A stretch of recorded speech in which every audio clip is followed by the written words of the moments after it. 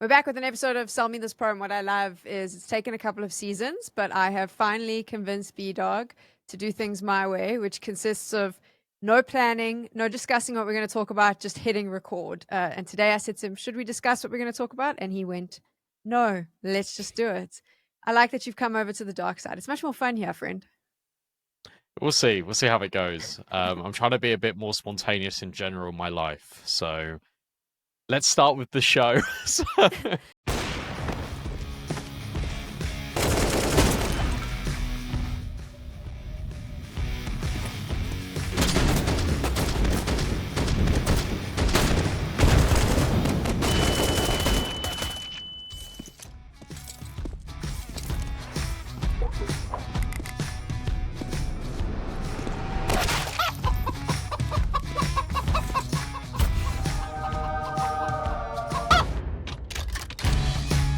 Skins that everyone dreams about.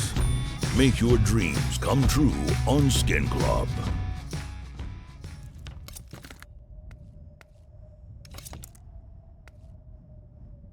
There we go. Okay, I like it. I like it a lot. This is pretty much how I live my life, just kind of swinging by the seat of my pants and hoping for the best. I want to talk about StarSeries because obviously StarLadder makes their return. And surprise, surprise, we've got a familiar face and voice on the talents announcement because you were working that entire event. How did that go? Yeah, it was awesome. It was really nice to have StarLadder back. I think they did a really good job with the production side of things. I think there was a lot of really good content that Banks filmed as well. The tournament sort of went as expected. You got a few underdog runs in the lower bracket, but Navi ended up winning the whole thing. And so I think everything kind of went to plan. I think it was good that there was sort of these underdog runs in there as well. Like, I think Gentlemates, like having a top 4 finish was really cool to see. And there was some awesome, like really awesome like moments that happened. Like you had that bit clutch with the Deagle. Bait had a 1v5 ninja defuse. We had literally everything in that tournament. It couldn't have gone better, to be honest. And it was so much fun having you commentate alongside Lucy. I enjoyed your matches so much. So I think we'll definitely talk about StarSeries because there's two teams there that I kind of want to touch on. And then we have to talk about an event that happened a little while ago, but it leads up to something else that we both got to work on, which was obviously the Thunderpick World Championship. That's happening in Malta in October. They had their closed qualifiers. What was it, like 2 weeks ago? And Yeah, you... about a week and a half. Yeah, and you were a desk on the desk. You were an analyst. They wouldn't put us together, Yep. which was very sad for me. I was I hosting, know. but in the evenings, B-Dog and I didn't get to work together. But I'd love to talk about that one as well. Let's start with StarSeries. So this is a conversation that I'm curious about because I felt like there was a lot, and I'm sure we've had in previous seasons of Sell Me This Pro, we've spoken about this PassionUA lineup. I think we spoke about them before one of the majors. Like we focused on them a lot. Obviously, Complexity announces that they're selling their CS team. Well, actually, I think PassionUA picked up the team before they even announced it. But there was this Ukrainian team. We remember TC got let go of Complexity. He was the coach. Shock, because everyone was a little bit taken aback because he then joins PassionUA with what I believe was a fully Ukrainian-speaking CS Yes. team, and he's the coach. And obviously, we've seen this with Saul when they were the full Portuguese roster and they picked up the Danish coach. Everyone goes, but he doesn't speak English. I mean, he doesn't speak Portuguese.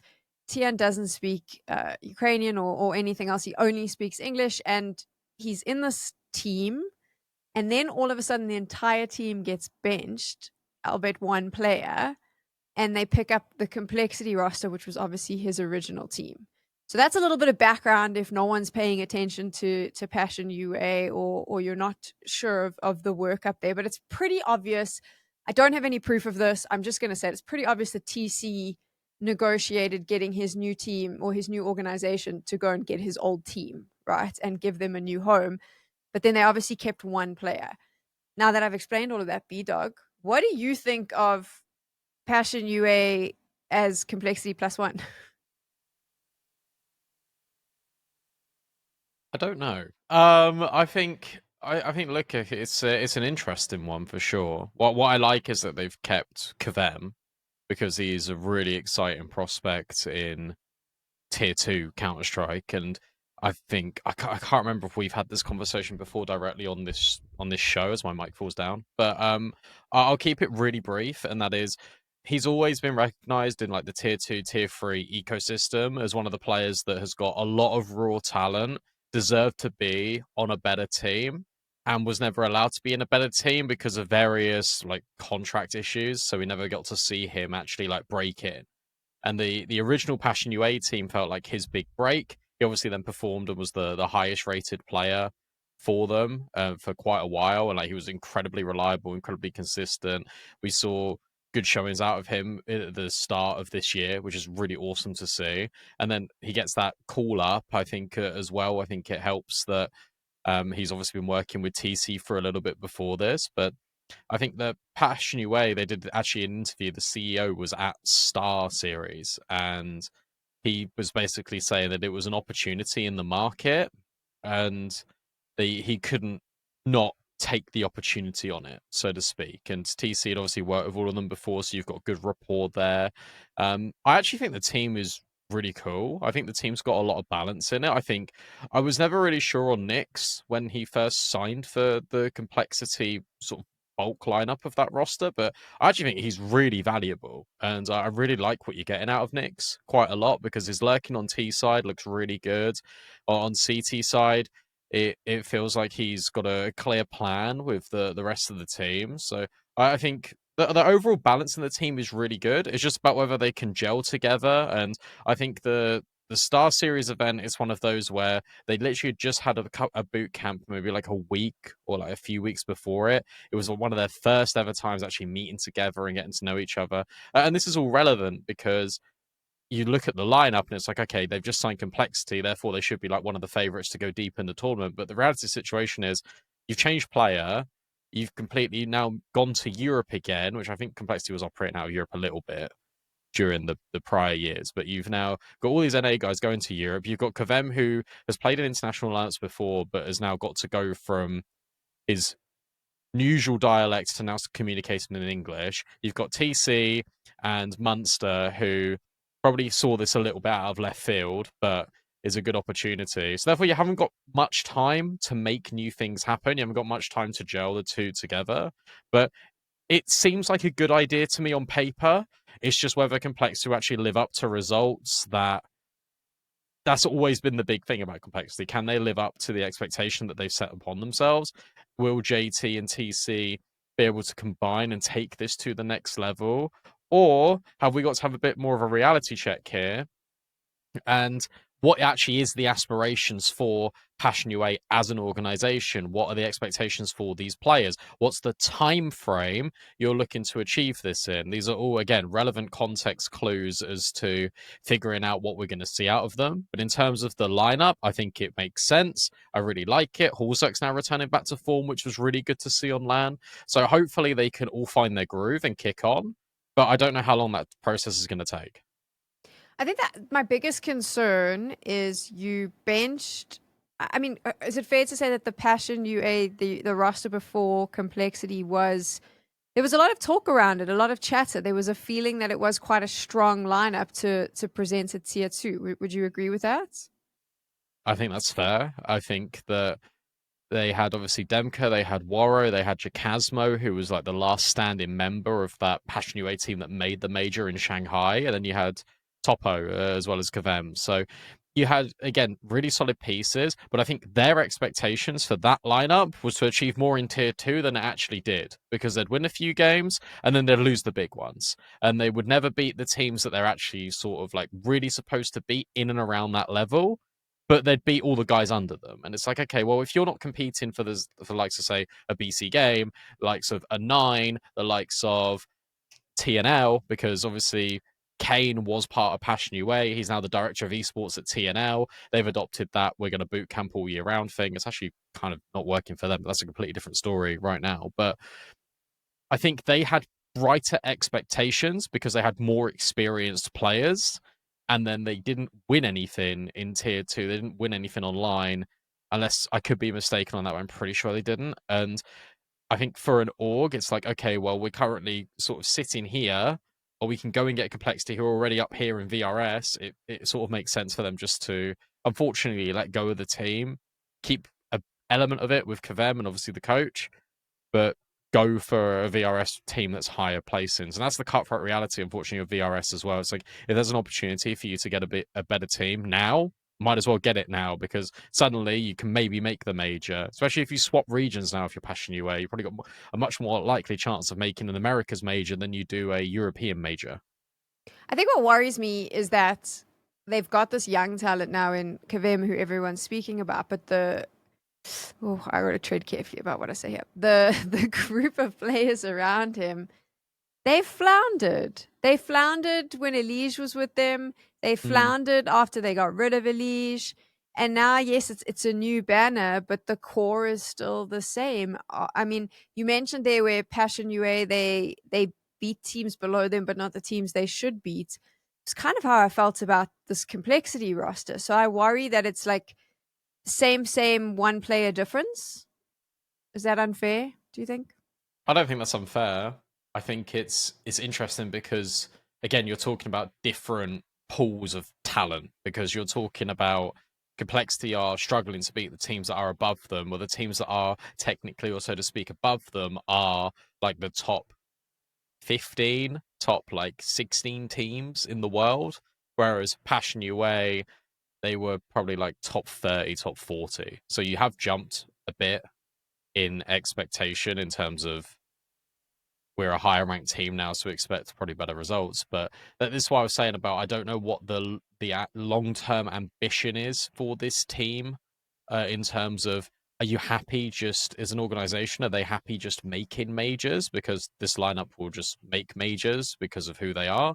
Or do you want to win trophies? Do you want to have the PassionUA logo flying high alongside like the other massive organizations like your Navis, like your Spirits, like your Vitalities? Like, what's the goal here? Which is why I think it's actually interesting that you've almost sidestepped in a way. Like, I appreciate what you're saying, but you've also in turn just gone up as well. And they had enough money to do this because of all the sales out of Jambo, all the sales out of Fear, the sales as well, just from like that whole roster. So I think it probably wasn't as expensive as maybe those sales were, so you can probably do it. And it's one of those where it's like, I understand why they've done it, but I don't know what because I don't have the overall view of what the organization wants. It's hard to comment on the reality of it, because if they're happy just making majors, then it's a fantastic sign-in for them, because that's going to continuously generate the org revenue. But for I need to just call them complexity, but for that PassionUA lineup, I imagine their expectation is not, we just want to make a major. It will be, we want to actually win some trophies again. For sure. We're going to keep it Ukrainian because we're focusing on StarSeries anyways, and obviously StarLadder is that Ukrainian tournament organizer. Plus, they had these Ukrainian lineups in this competition, and the ones I find most interesting. So we've obviously spoken a little bit about PassionUA. Let's talk about bait and how they baited me into being a fan and are now just not delivering on what I'd want. I rated them so highly. We've spoken about them on the show as well before, B-Dog.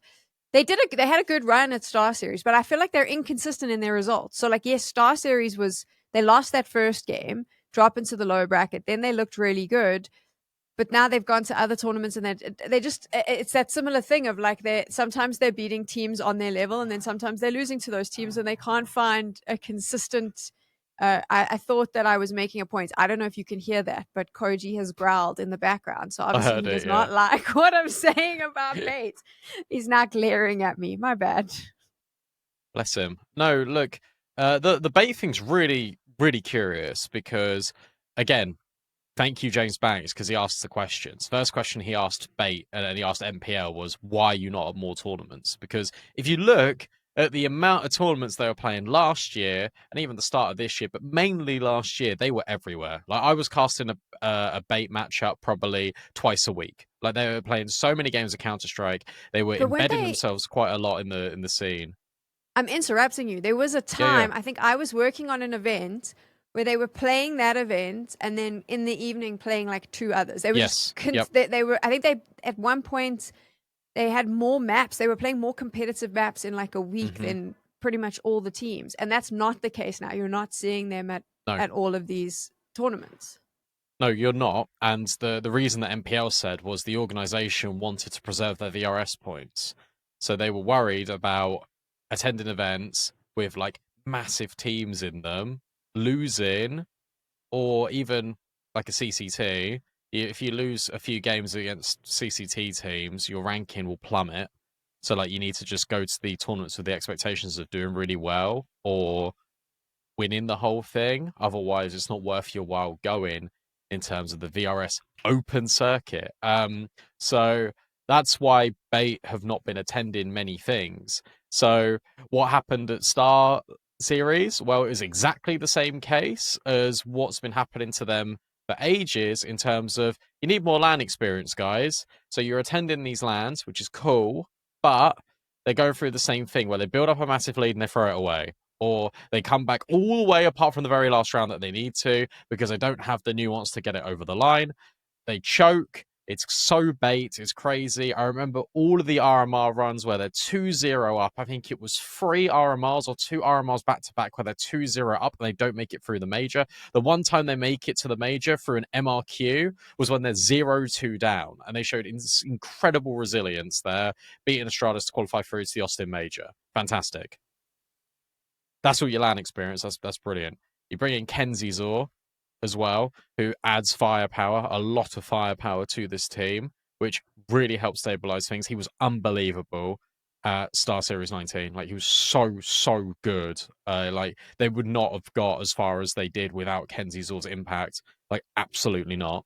And the fact that they placed top 3 after playing 2-3 events in 3 months. I think they had like 4 officials in like 3 months or something ridiculous. For Bait as an organization, you don't expect that, but for the fact that they're able to do it, I think is actually a real testament to these players. It actually, to me, shows that they are learning an awful lot. They just need to not start slow. But you can also carry that same criticism to teams that are right at the very top. Na'Vi always starts slow in tournaments. So is it fair to go, oh, well, come on, like, win your first game when we don't hold others to the same standard? So I actually think they did really well considering the lack of official play time they've been having recently. How screwed up. Oh, I do this every Sell Me This Pro episode. Here we go. How screwed up is competitive CS right now that you are sitting in a situation where your organization says play less so that we can protect VRS so we can make the major, when what we should be doing with these newer, like these younger teams, these tier 2 teams, is like you should be jamming as much as you possibly can, right? It is such a screwed up system. It is so messed up. And the entire system was designed by Valve, according to Valve, to open the circuit, to give more opportunities to new TOs, to allow for this to happen, more opportunities for like, and they sold that dream, which no one actually said this, but it's the Valve dream because they've tried it with Dota. Like, you and your group of friends who stack for CS every night. Now with VRS, you could qualify for a major. Just play good. But like, that's not actually the case. What's actually happened is teams are playing less. Like in this instance, they're like visibly like putting their players in a difficult position, saying you can't play as much because we need to protect these points because God forbid we lose it. So the only way you can get better is to play against better teams, but you'll lose your VRS points. So we're not going to do that. You're not going to play all the games you want to play. And then at the same time, it's not really opened up to more tiers, is it? Because like ESL, bless their hearts, they still take pretty much the majority of the calendar. Blast as well. Everyone else is trying to like fit in between them. We already saw this past weekend, you had Star Series and Fisher clashing in terms of grand finals and events, which is splitting a viewership. When you split the viewership, you lose advertising. Now you've got this situation where, and yes, it's the whole thing of players can choose with their feet, but they can't technically because they're represented by orgs, and the orgs actually make those decisions on their behalf. So even if PGL or Star Series runs the better events, if there is a bigger benefit to the organization, they're not to go to an ESL event, they're going to go to an ESL event, right? And obviously ESL has the Esports World Cup. There's lots of conversations about this, but like the point is VRS is upsetting me very, very much. And when I hear that, where we go, okay, this was a team that we were speaking about as a team that could be an underdog story and had the potential to break into the top last year, and now this year we're going, well, we don't really see much of them, and they're not playing as well because they're not getting a chance to play at these tournaments because they're trying to protect the measly points they have for the major. Like, That's just messed up. It's upsetting me. Thank you for coming to my TED Talk, B-Dog, and me just ranting about the same thing I rant about every episode of Salvi This Pro, and I'm sorry. No, it's the thing is though, I think it upsets me from a different perspective because in a weird way, you can have generational talents in Counter-Strike, but it depends who they're contracted to see whether they'll actually reach their full potential. I think that's probably a good way of framing it because Bait, for example, I thought they were fantastic. The fact that they were just allowing them to play in all of these tournaments because there was no repercussions because it was all official reps, experience. If you won some, that's fantastic. You get more prize money. You can also maybe get through to the RMR. But now, if you don't play well in the big events, they're your only opportunities to grow. And that's a lot of pressure for someone who is under the age of 21. I think the average age for Bait is 21 years old. And some people will adapt to that and they'll thrive in that environment. But the best way to get better is by playing officials because you're not going to learn everything scrimming. You're not going to learn everything off the server. You need hands-on experience. And sure, they've got a lot of experience online. I'm not disputing that. But you see players where they go away and they drop down into tier 2 and they grind back up and then they're ready for tier 1. Hell, look at Simple right now. Like he's It's a good one of one, the yeah. one of the best riflers in the world still. One of the best players, AWPers in the world still. I said rifler because it is true, because he's so good at the moment. Because, hey, guess what? He's been playing officials. What was the reason why he moved out of Na'Vi off the bench and started to go into BC game? Because he wanted more officials. He wanted to play again and he wanted to get better. I mean, if I just look at his rating now, it's going to be absurd. I'm already ready for it, and I'm not even clicked it yet. 1.31. 1.31 in tier 2. He's smurfing. Why? Because he's had the room to grow.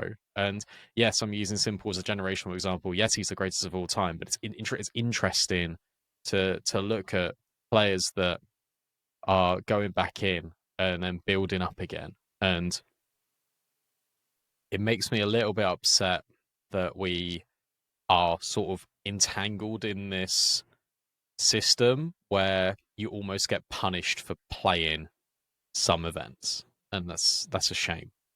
It is And a then shame. I can hear the community because the community can be like, "Well, just win." It's like, okay, well, not everyone can do that all the time. Not every. That is the truth. So anyway, I mean, I'm not going to be Debbie Downer here because I do this way too much. That was kind of my conversation around Star Series and those two teams. I have one final question for you. This isn't Sure. Feed the Trolls. So normally what I do on that podcast is I go find the trolls and what they're saying, and then I present this. I'm kind of doing that actually. I am stealing it. It's not Feed the Trolls, but it's like Feed the Trolls. Okay. Did MPL make a mistake sticking with Bait? Should he not have been looking for a better team? Has his time come to an end in terms of breaking into tier 1? Why is he not at Na'Vi? I mean, that's pretty much what the internet is saying after Star Series. So I'm curious as to what you think on that. Really? I think he's happier at Bait, and I'm gonna come at it from that angle, which no one is going to like, I don't think. But screw it, let's feed the trolls in our Salvi This Pro. But the way I see it is, you look at the way that MPL was treated in Na'Vi, and he was just thrown in, and he wasn't ready, and then you could visibly see that he was getting criticised within the team. And I mean, poor bloke, because that's your first tier 1 experience. Instead, he's shaken that off. He's gone back into tier 2, and he's now playing with Bait. He was on loan for a very long time. I think it was only this year, maybe even a few months ago, where Bait have now got him permanently as a player. Just because he's in Bait permanently as a player, that doesn't mean he can just stay there forever. He can move, guys. Like there will be a period where we probably will see MPL back in tier 1. It would expect Headtrick to also be back in tier 1. There's a ton of players in tier 2 that I can go and pick out and say, look, these probably belong in tier 1. But if there's not an opportunity, then he's not going to be there. And right now, from what I can tell, he's happy in that team. He wouldn't be unhappy in the team if he decided to sign there permanently. There has to be a reason why he's gone there permanently. They trust him an awful lot. He's actually now taken on less calling in the team. I think he was saying to Banks that it was maybe like 60% him, 40% someone else, or it was the other way around. Anyway, he's taken on less responsibility, so he can now focus on his crosshair again. What's that going to do naturally? It's going to inflate his stats. He's going to look even better than he did. And he was already outputting really high numbers on this team. So is his time wasted? No. I think we've also got to remember how old he is. And yes, I know we've got all these kid prodigies. MPL is 20 years old. But because we saw him 4 years ago in Na'Vi when he was 16, people think he's so ancient. He's 20 years old. He's got plenty of his playing career ahead. There's so many more opportunities. Hell, even with Bait preserving their VRS points, they could end up in tier 1 if they do well at the major. So there is plenty of opportunity for this team. There's plenty of opportunity for MPL.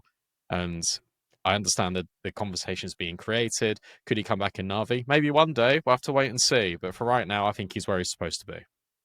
I like it. Okay, let's move on to Thunderpick. And the reason I wanted to bring up Thunderpick is because it makes no sense. What happened is we had the closed qualifiers, and this is for the Thunderpick World Championships, which is happening in Malta. So they have Aurora, Mongols, Furia, and one more that I need to... Na'Vi. There we go. So that's Na'Vi coming straight off the back of winning StarSeries. Furia off the back of winning Fisher. They'll obviously be in Pro League or whatever before this, but it's quite a nice... I kind of like that mix of those 4 teams.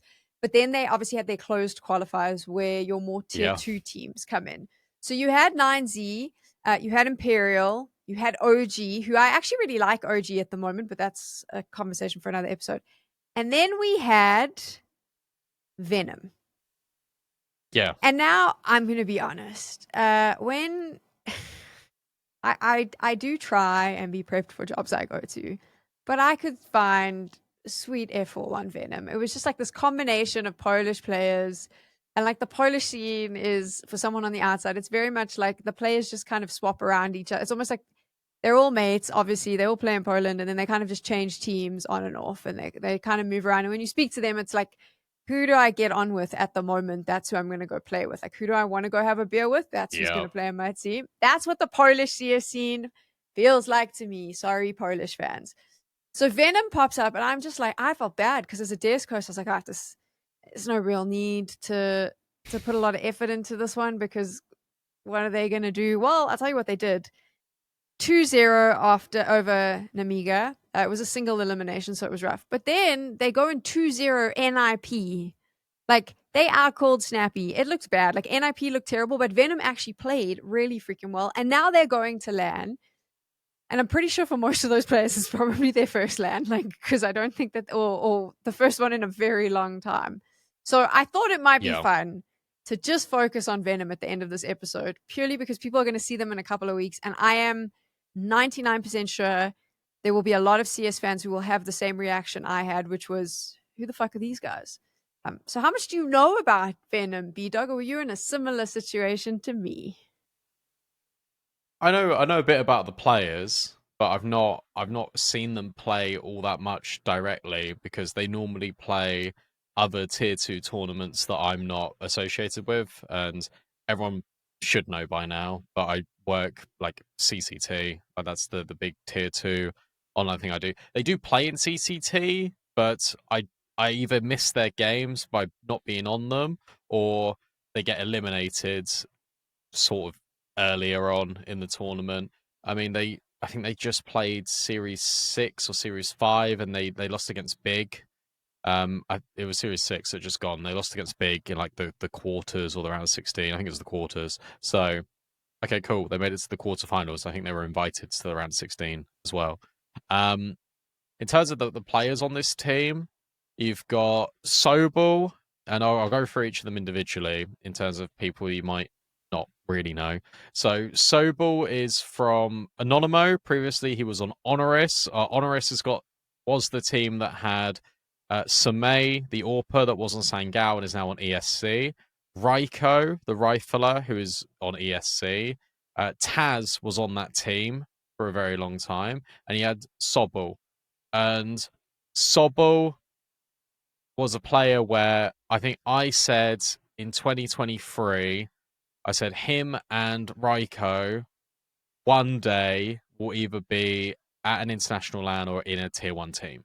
And now fast forwards to September 2025, ESC is winning everything online, and Sobel's going to Thunderpick. So it aged quite well, but we'll see if they're actually going to be there just as a one-off or going to carry on going. But really aggressive rifler, really fun to watch, has got really good knowledge of sort of where to position himself in the mid rounds in particular.